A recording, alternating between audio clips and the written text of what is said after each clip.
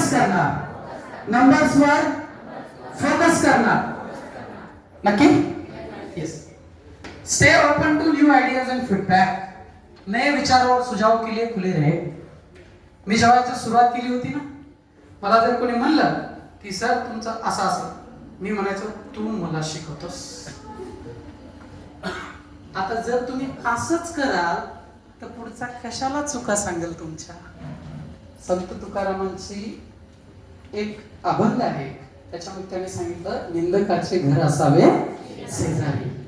तुम्हाला काय वाटते, चापलूस लोक शेजारी असावं का आपलं व्हॅल्युएशन करणारे लोक आपल्या शेजारी असावं?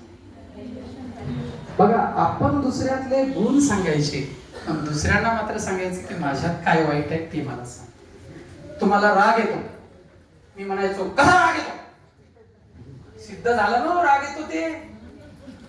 एक सरदार होता आणि त्या सरदाराला त्याचे मित्र म्हणायचे की सरदार जी का दिमाग, कोणी सरदार असं तर माफ करा मी वेगळं काही बोलू नाही, सरदार लोग है ना 12 बजे सटक जाते.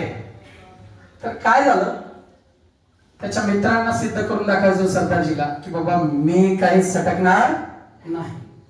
बसला, बघितलं आज 12 बजे तक मैं सटकूंगा नहीं और 12 बजे के बाद इसको देखूंगा.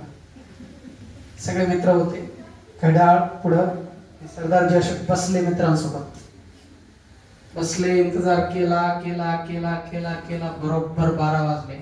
त्या जवळच्या कानाखाली असा जाळ काढला, बोले 12 बजे मैं सटका गया. 12 बज गए मैं सटका गया. तुमच्यामधले दोष तुम्हाला दिसतील का? जर कोणी तुमच्यातले दोष दाखवत असेल तर त्याला म्हणायचं थँक्यू, माझ्यामधला दोष